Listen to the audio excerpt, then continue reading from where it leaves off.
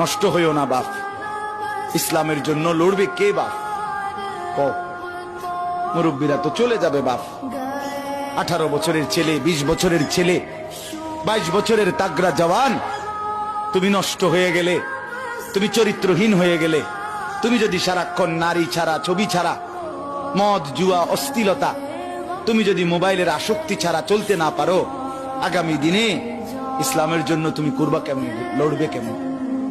আগামী প্রজন্ম তোমার হাতে নিরাপদ দিন পাবে কেমন? বেঁচে থাকার নিরাপত্তা মিলবে না।